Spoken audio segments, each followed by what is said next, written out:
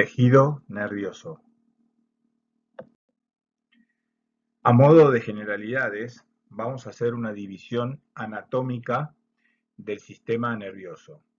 Diremos que tenemos el sistema nervioso central, que está contenido dentro del eje cráneo-raquídeo, en donde se va a alojar el encéfalo y la médula. Y tendremos el sistema nervioso periférico, que según está compuesto por los nervios y según de dónde salgan estos nervios, se denominan nervios craneales o pares craneales y nervios raquídeos. Pero también tenemos una división funcional. Llamaremos sistemas nervioso somático o voluntario, aquel que se hace consciente, y lo dividimos en un sector motor de respuesta y en un sector sensitivo y sensorial. Y también tenemos un sistema nervioso autónomo involuntario que se dividen en simpático, parasimpático y una división entérica. En esta división funcional, el sistema nervioso central recibe información desde la periferia y desde nuestro interior que vehiculiza hacia el sistema nervioso central.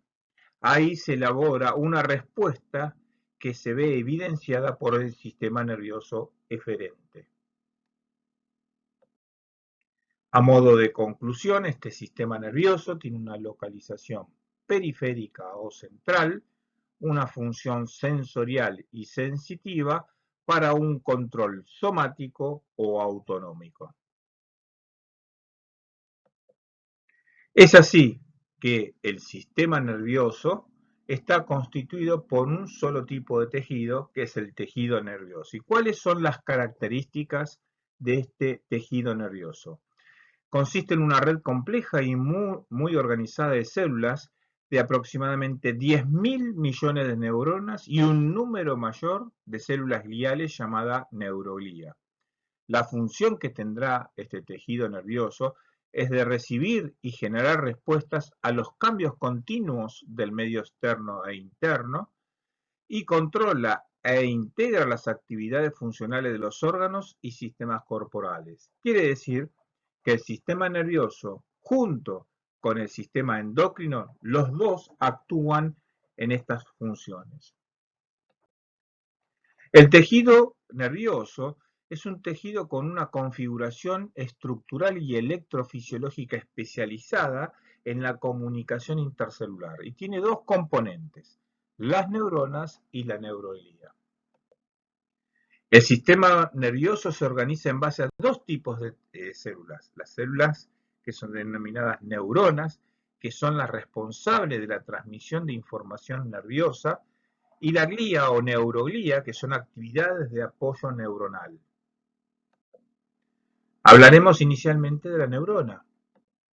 La neurona tiene un cuerpo o soma donde se va a encontrar todas las estructuras que nosotros conocemos de una célula y prolongaciones que están unidas a este soma denominadas dendritas y otra y única o varias prolongaciones donde viaja una elaboración o información para una respuesta que es el axón, para llegar al botón terminal o sináptico. Aquí tenemos lo que es el soma, en cuyo interior vamos a encontrar el núcleo con el nucleolo, y hacia el axón está lo que se denomina el cono axónico. Por lo tanto, volvemos a repetir, la neurona tiene el soma, las dendritas, el axón y el cono terminal o teledendrón.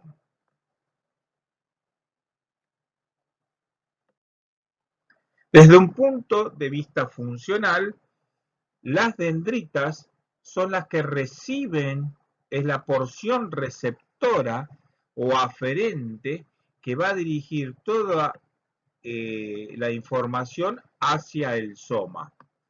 El soma es donde se elabora toda la respuesta, que luego a través del axón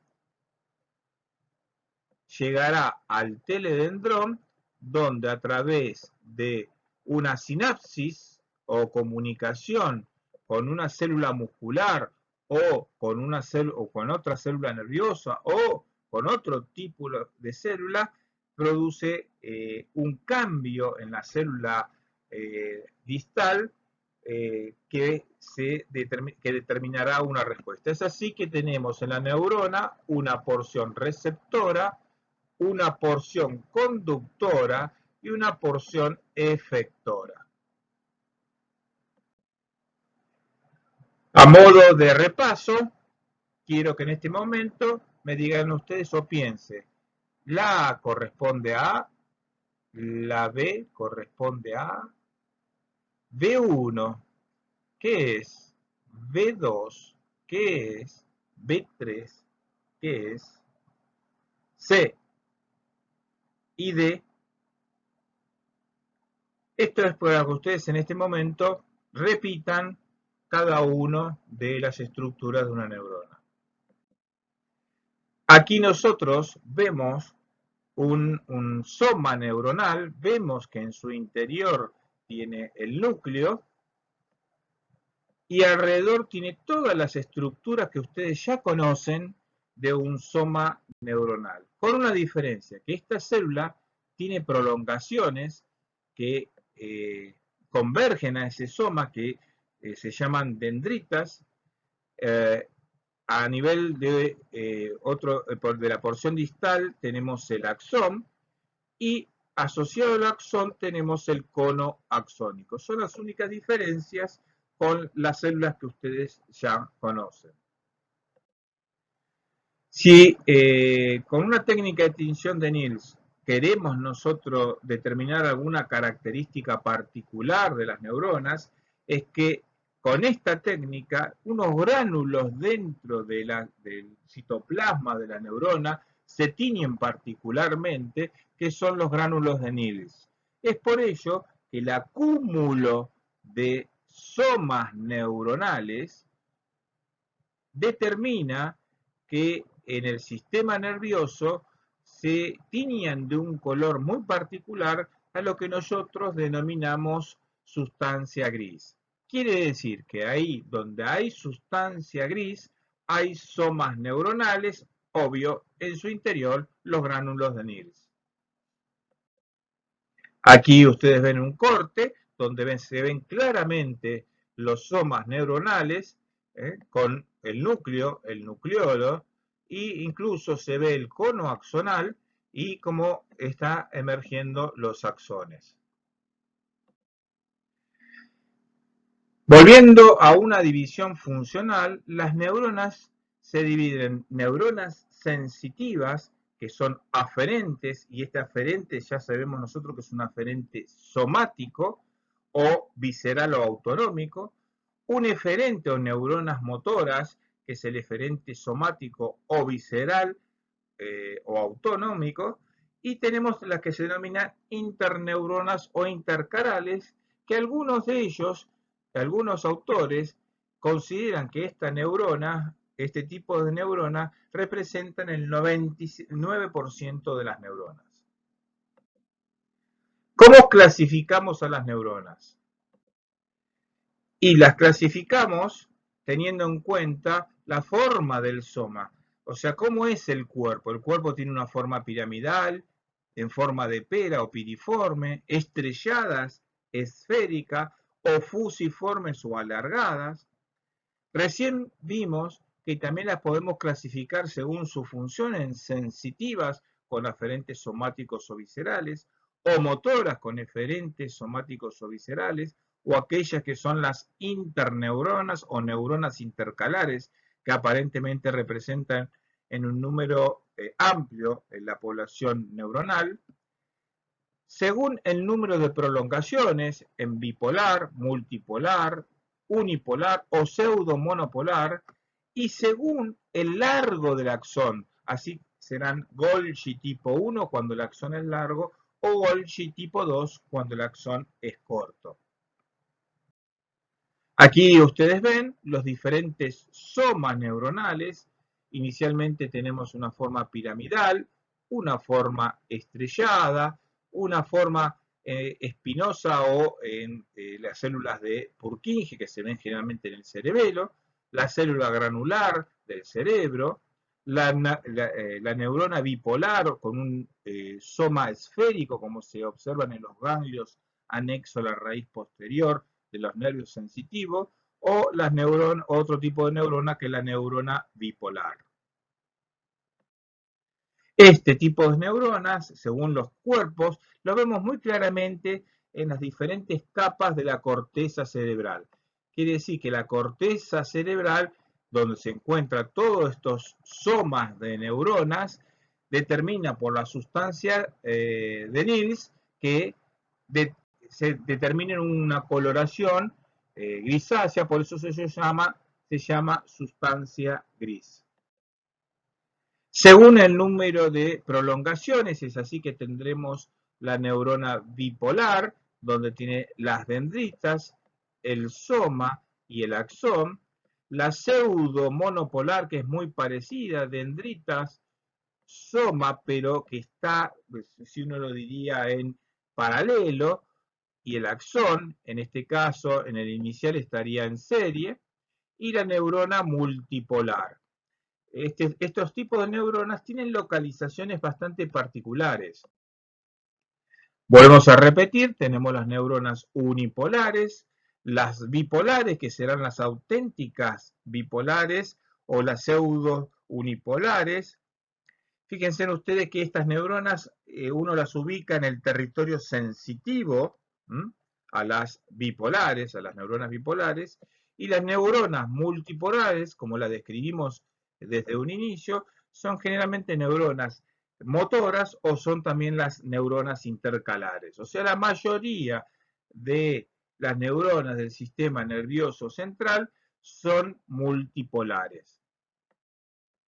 Si agarramos un sistema muy sencillo donde encontramos la médula, donde por un estímulo en la piel, una vía aferente, o sea, porque, por ejemplo, a nivel de la piel yo efectué un pinchazo, a través de una neurona, como ustedes observan, de tipo bipolar, lleva esa información aferente al sistema nervioso y por medio de interneuronas o neuronas intercalares o neuronas o alfa-motoneuronas que se encuentran en la región anterior de la médula, se emite una respuesta que tiene esta información es llevada hacia un músculo para que se contraiga y evite ese pinchazo. A esto se lo llama arco reflejo y fíjense que las neuronas que nosotros encontramos en el sector sensitivo son neuronas bipolares o pseudo monopolares y las neuronas intercalares o motoras son multipolares. Volvemos a repetir, generalmente las sensitivas son neuronas pseudo-monopolares y las motoras o interneuronas son multipolares. Y según la prolongación del axón, serán Golgi tipo 1 de axón largo o Golgi tipo 2 de axón muy corto. Pero lo importante del axón es que dentro de la estructura del axón vamos a encontrar tres elementos muy importantes. Uno, la presencia o no de mielina. Segundo, la membrana plasmática, que es la responsable en la transmisión del impulso nervioso. Y tres, en el interior, en lo que sería el citoplasma del axón, encontramos lo que se llama el transporte axonal, que será centrífugo y centrípeto. Centrífugo significa que se dirige hacia el teledendrón o el botón terminal o el botón sináptico. Fíjese que tiene una velocidad de aproximadamente 40 centímetros por día y tiene un flujo centrípeto que se dirige al soma, que aproximadamente son 30 centímetros diarios. Esta función está mediada por dos proteínas, aparentemente del extremo negativo hacia el extremo positivo, desde el soma hacia el teledendrón o el botón sináptico, o sea, aquello que es centrífugo, está mediado por una proteína que es la cinesina. Y el flujo centrípeto está dado por una proteína que es la dineína. Como ustedes ven en la parte inferior de la animación, el flujo centrífugo, que es de color rojo, es mucho más rápido que el flujo centrípeto. Y hay diferentes tipos de sinapsis en cuanto a la morfología. Tenemos una célula inicial que se despolariza y tendremos que el axón de esta neurona inicial se puede comunicar con la dendrita de la célula distal, a eso se lo llama sinapsis axodendrítica, o directamente se relaciona con el soma neuronal de la neurona subsiguiente, a eso se lo llama sinapsis axosomática, o directamente va al axón, entonces se llama sinapsis axoaxónica. Quiere decir que el axón de una célula despolarizada transmite esa despolarización con todas las porciones de la neurona subsiguiente. En este esquema animado, hacia la izquierda inicialmente, vemos lo que sería la comunicación axodendrítica. En el medio encontramos la axosomática y hacia la derecha encontramos la axoaxónica. Por lo tanto, los tipos de comunicación, como dijimos, tendremos la axodendrítica, como vemos aquí a la izquierda, la axosomática, como vemos aquí a la derecha, y en la parte inferior, la axoaxónica. Ahora, hay diferentes tipos de sinapsis. Una es la sinapsis eléctrica y otra la sinapsis química. ¿Cuáles son las principales características? La primera característica de la sinapsis eléctrica es que la membrana plasmática de una de las células toma íntimo contacto con la membrana plasmática de la otra célula. A través de esa conexión se establecen canales que serán canales tipo nexus, ver tejido epitelial, y hay un intercambio iónico entre una célula y la otra, lo que permite la despolarización de la célula contigua. En cambio, en la sinapsis química, lo primero es que las membranas plasmáticas no están en un contacto íntimo, deja un espacio que se llama espacio sináptico, a través del cual, cuando llega el estímulo, libera una sustancia química que se llama neurotransmisor, que toma contacto con un receptor y ese receptor permite la apertura de un canal iónico que hace que ingreses diferentes iones para que se despolarice la célula contigua. Quiere decir que la sinapsis eléctrica es un intercambio iónico, es mucho más rápida, y en cambio la sinapsis química depende de una sustancia química intermediaria que se vuelca al espacio sináptico. Aquí tienen ustedes cómo la sinapsis eléctrica, prácticamente el intercambio iónico entre una célula que se denomina presináptica, prácticamente toma contacto con la membrana plasmática postsináptica y de esa manera el intercambio iónico a través de unos canales que se llaman canales nexus, esos canales permiten el intercambio iónico y se establece lo que se llama la sinapsis eléctrica. En cambio, la sinapsis química, primero hay un espacio que separa ambas neuronas, este espacio, cuando llega el estímulo al botón sináptico, libera una sustancia química que son los neurotransmisores, que van a tomar contacto con un receptor postsináptico, y ese receptor postsináptico abre un canal iónico y de esa manera permite la despolarización de la neurona o de la célula muscular postsináptica. A esto lo podemos resumir con una sigla que es SALIT. Es una regla mnemotécnica de los neurotransmisores. La S significa que se sintetiza el neurotransmisor. La síntesis del neurotransmisor se produce en el soma, viaja a través del axón por el flujo axónico que describimos anteriormente, y luego, letra A, se almacena en el botón sináptico. Cuando llega la despolarización de ese botón sináptico, se libera la L, se libera el neurotransmisor y tiene una interacción con el receptor postsináptico. Ahí se produce la despolarización de la célula postsináptica y luego se desacopla ese neurotransmisor con una recaptación. Por eso es salir, síntesis, almacenamiento, liberación, interacción y desacople.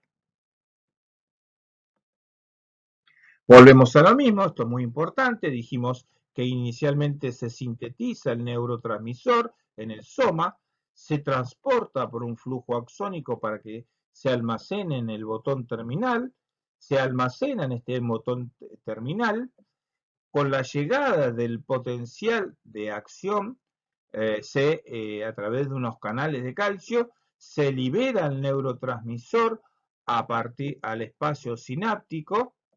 Ahí provoca la unión con el neurotransmisor y la despolarización de la neurona postsináptica, y luego se desacopla o se recupera el neurotransmisor.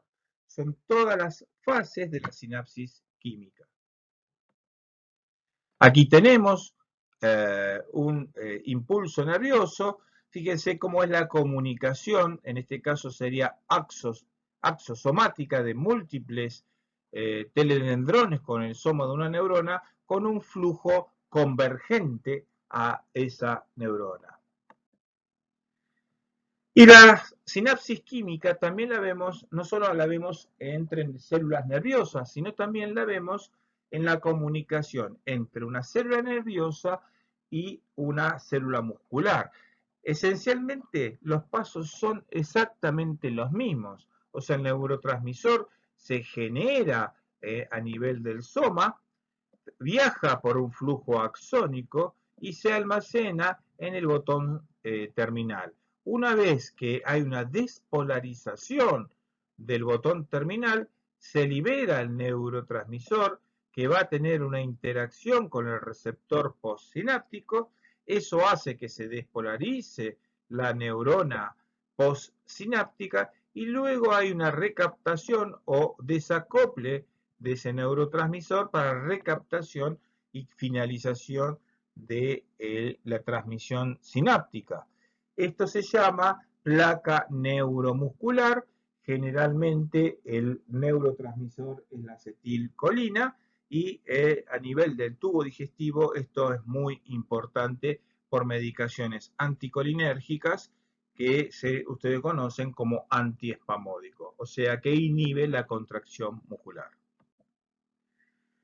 Los somas neuronales, o sea, esos cuerpos neuronales, podemos encontrar en el sistema nervioso central, formando parte de lo que nosotros llamamos la corteza cerebral o los núcleos. Todos estos son de sustancia gris. Si hay un soma neuronal, hay corpúsculos de Nils, y eso los tiñe, y a eso se llama sustancia gris. Pero también los encontramos a nivel del sistema nervioso periférico, y ahí lo encontramos dentro de los ganglios. Y los ganglios se pueden dividir en ganglios aferentes, que pueden ser somáticos o viscerales, generalmente están formados por una sola neurona bipolar. Estos son los ganglios raquídeos o todos esos ganglios anexos a los pares craneales. Y encontramos ganglios eferentes. Y aquí sí está formado por dos neuronas, que son las neuronas en los ganglios que encontramos paravertebrales, prevertebrales o en los ganglios terminales, a lo que se llama el cerebro intestinal, que su representante es el plexo submucoso de Meissner o de Auerbach. Fíjense en ustedes que los eferentes viscerales corresponden al sistema nervioso autonómico, donde vamos a encontrar el simpático, el parasimpático y la división intestinal. Entonces, según el tipo de axón eferente, nosotros en la parte superior tenemos que la motoneurona medular se dirige en una sola neurona al músculo, y el aferente también es una sola neurona donde su soma va a estar en el ganglio anexo a la raíz posterior del nervio raquídeo. Pero el sistema nervioso autonómico posee ganglios paravertebrales o prevertebrales. Estos ganglios son afines a el sistema nervioso autonómico simpático parasimpático, y otros ganglios que son terminales, que están muy cerca del órgano efector, como mencionamos con anterioridad. Fíjense ustedes que tanto B como C poseen dos neuronas, una neurona que nace del sistema nervioso central medular, una neurona que se encuentra en los ganglios prevertebrales o terminales anexos al órgano.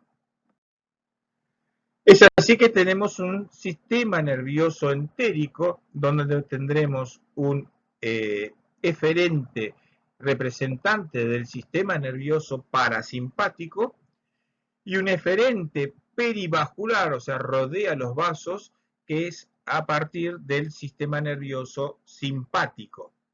Esto ingresan a la víscera, en este caso sería el intestino, y va a formar dos plexos. Un plexo mientérico, que está entre las capas musculares oblicua y longitudinal de las capas del tracto intestinal, y un plexo submucoso que se llama de Meissner, que lo encontramos anexo a la submucosa. Uno, el mientérico, estará relacionado con las contracciones del intestino, y el plexo submucoso estará relacionado con la absorción y la secreción de diferentes sustancias a través de la mucosa intestinal. El otro tipo de células que encontramos en el sistema nervioso son las células de la neuroglía. Dentro de las células de la neuroglía tenemos los que nosotros llamamos tipos celulares, que la vamos a dividir aquellas que se encuentran en el sistema nervioso central, como el oligodendrocito, el astrocito, el microcito o los ependimocitos, o aquellas que se encuentran en el sistema nervioso periférico, como las células de Schwann, las células satélites o las células gliales entéricas. Todas ellas tienen como principal función un sostén físico, un aislamiento eléctrico que está representado por la mielina. No solo es un aislamiento, sino permite una aceleración del flujo del impulso nervioso, y también permite el intercambio metabólico de sustancias nutritivas y no nutritivas a través de la barrera hematoencefálica. Aquí nosotros, en este esquema, podemos ver en color rosa, las neuronas. Estamos a nivel del sistema nervioso central, y ahí ustedes van a ver en celeste unas células muy pequeñas, por eso viene la palabra microglía, que como ustedes ven son células de sostén dentro del sistema nervioso central. Luego tenemos una célula en color bordó, que es el astrocito. Fíjense que tiene una forma estrellada y tiene una íntima comunicación. Fíjese que rodea a todos los vasos capilares, los rodeas a través de esas emanaciones citoplasmáticas que están rodeadas de una membrana plasmática y tienen contacto también con la neurona. Y otras células del color amarillo, que son los oligodendrocitos, que fíjense que van a tomar mucho contacto con los axones, porque son los que le van a otorgar la mielina.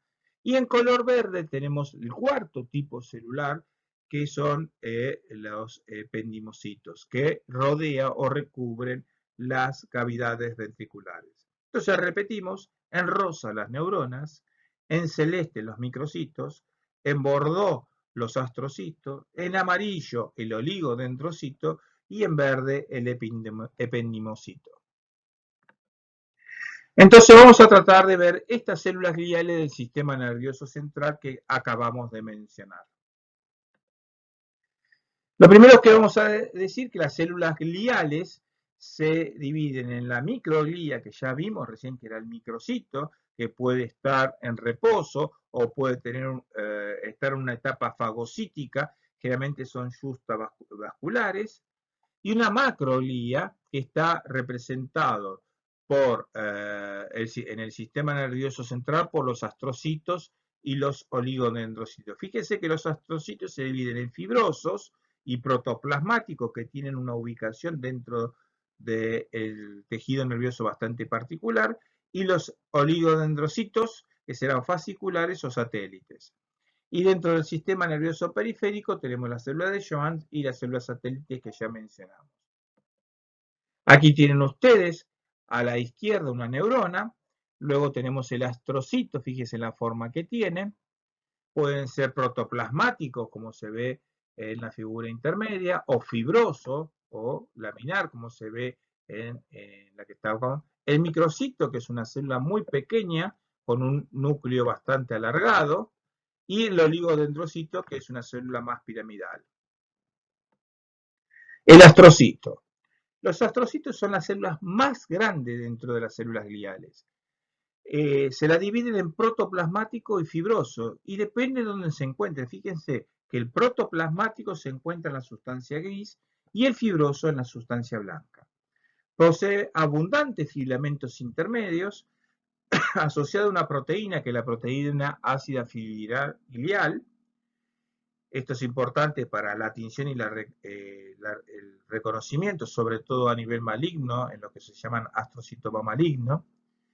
Y tiene una función de movimientos metabólicos, de regulación iónica y de cobertura de las regiones desnudas, como son en el nódulo de Ranvier o incluso en el espacio, cierran el espacio sináptico para que el neurotransmisor no se escape.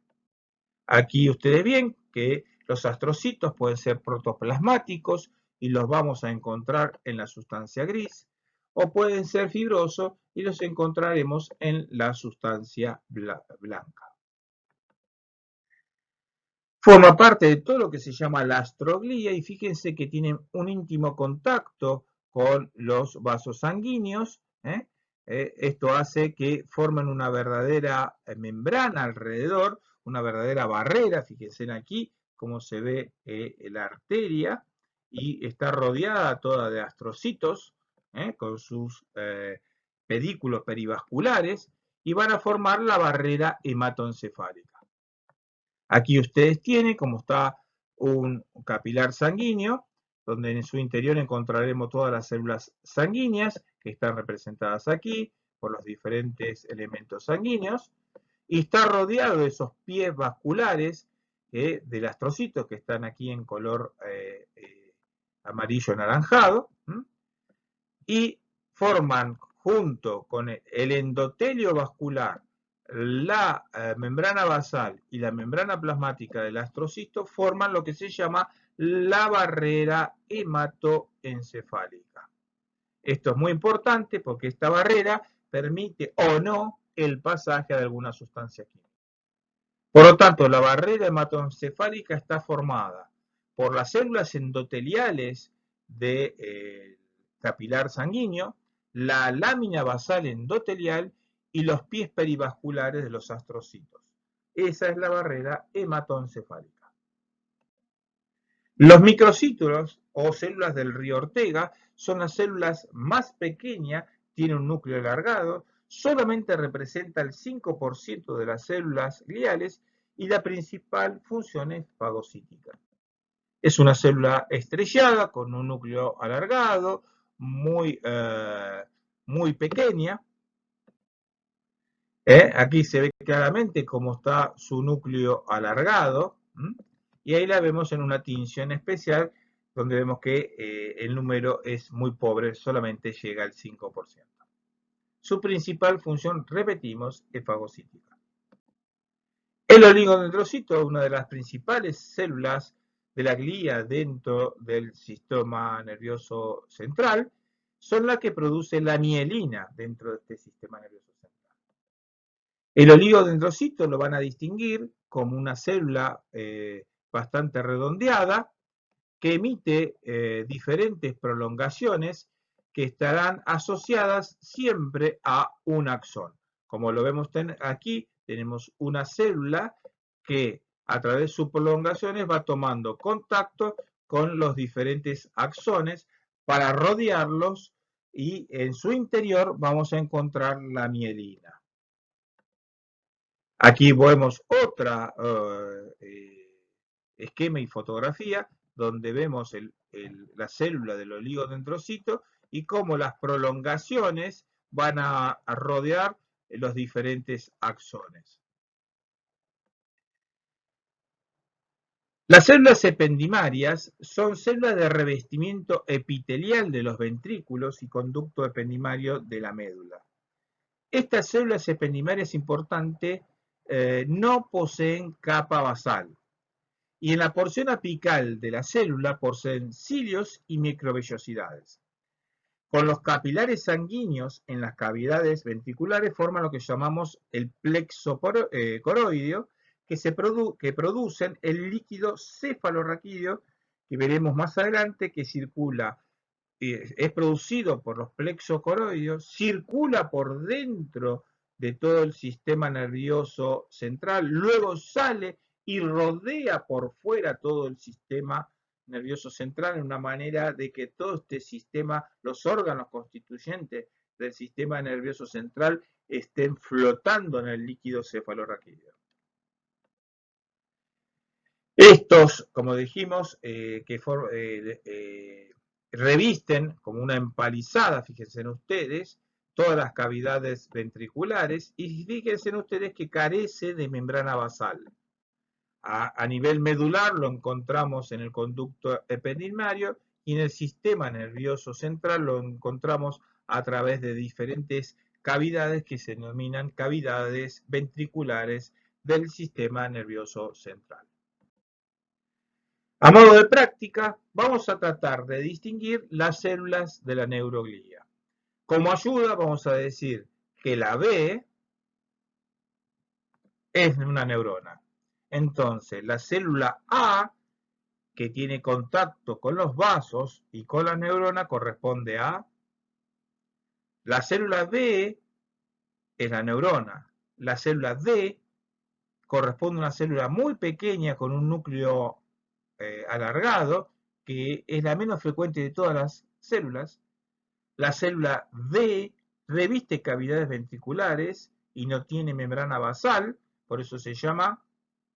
Y la célula E, de color celeste, fíjese que envuelve los axones y su nombre es. Esto es a modo de repaso. Y aquí tienen que la célula A era el astrocito. Fíjense cómo es una célula grande, estrellada, que toma íntimo contacto con los capilares y con la neurona y forma la barrera hematoencefálica.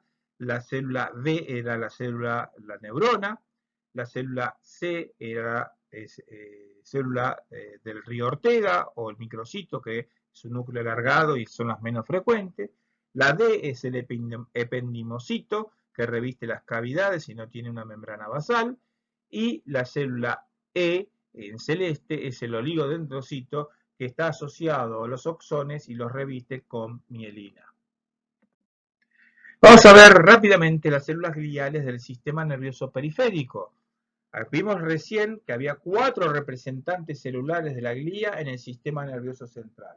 Pero el sistema nervioso periférico, que está representado por los nervios y por los ganglios anexos a esos nervios, vamos a encontrar la célula de Schwann, las células satélites y las células gliales entéricas.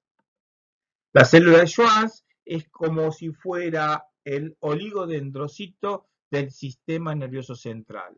O sea, la célula de Schwann envuelve a los nervios, a los axones, del sistema nervioso periférico y le otorgan la mielina o no.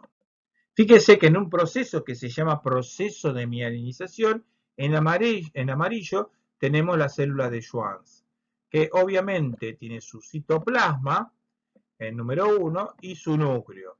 Y en la periferia, si ustedes observan, vamos a encontrar axones.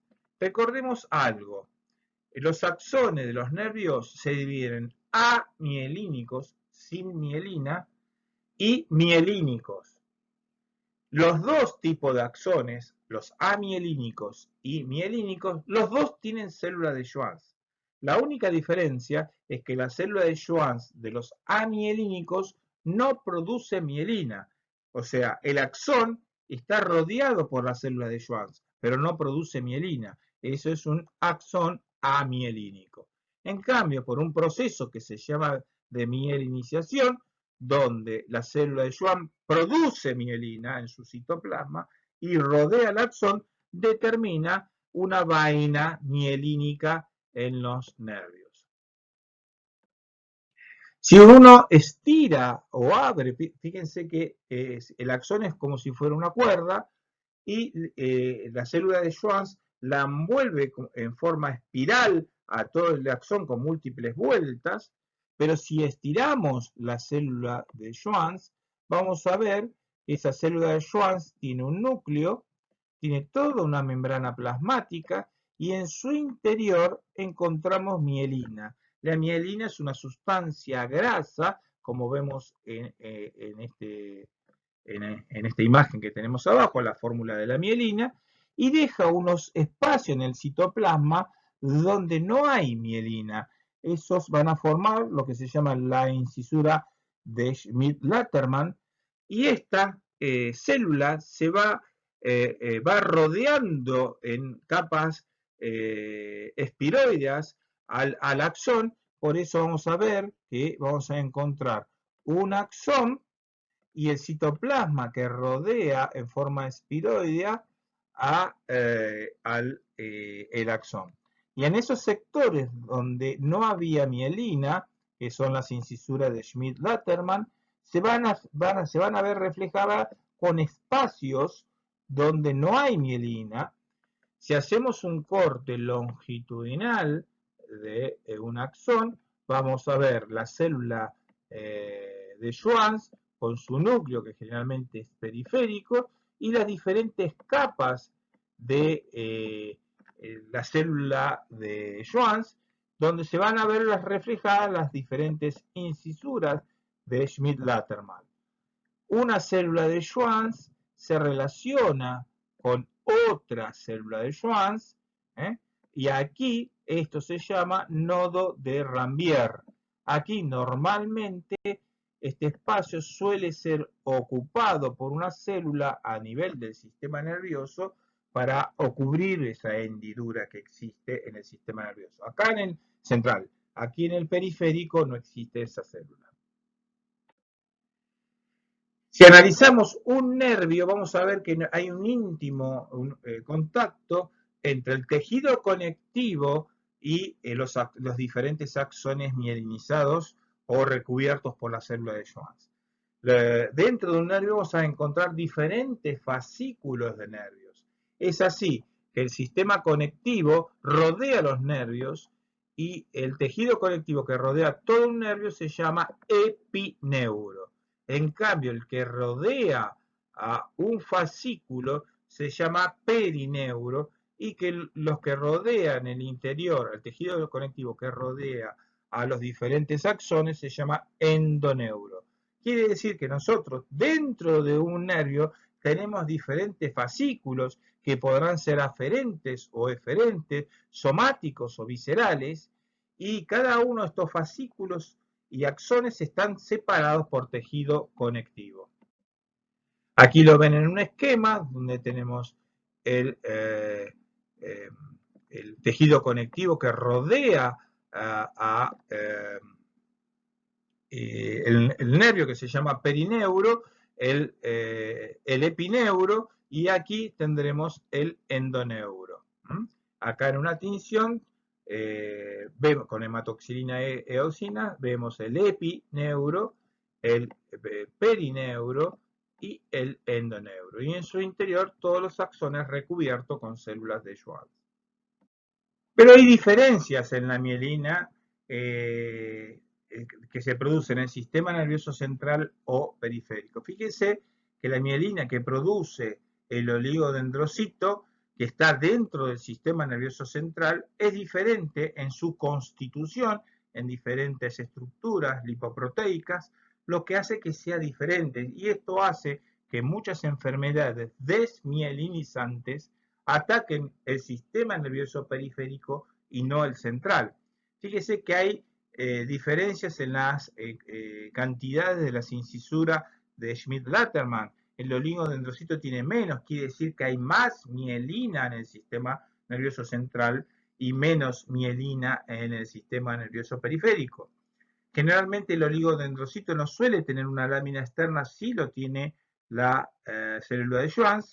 Generalmente los nódulos de Ranvier en el oligodendrocito son chicos, que en cambio la célula de Schwann son grandes, y generalmente el oligodendrocito no envuelve axones que serían amielínicos, sí la célula de Schwann.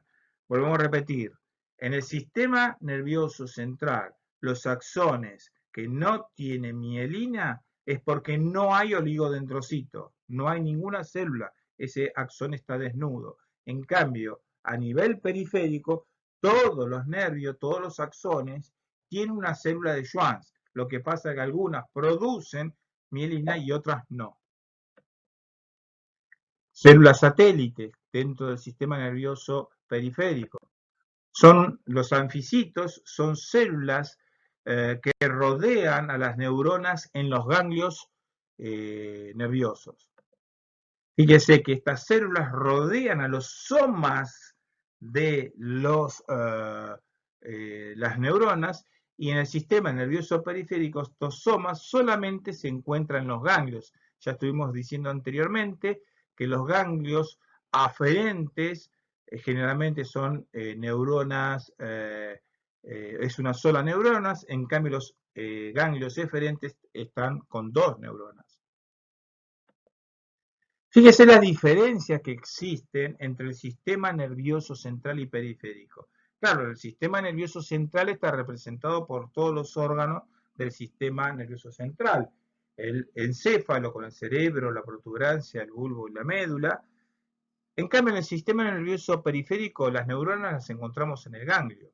En el sistema nervioso central, el representante perivascular, si se quiere, sería el astrocito. En cambio, en el sistema nervioso periférico, la célula satélite, y la mielina en el sistema nervioso central la da el oligodendrocito, en cambio, en el sistema nervioso periférico, la célula de Schwann. Para finalizar, dos palabras sobre las células gliales entéricas. Estructural y funcionalmente son semejantes al astrocisto del sistema nervioso central, porque tiene una función estructural y metabólica y da protección a las neuronas. Pero recientemente se agregó que aparentemente actúan o facilitan la neurotransmisión entérica y coordinan al sistema nervioso con el sistema inmunitario. Aparentemente las células gliales entéricas son bastante importantes. Recuerden que estas células están asociadas al plexo mientérico y al plexo submucoso. Muchas gracias.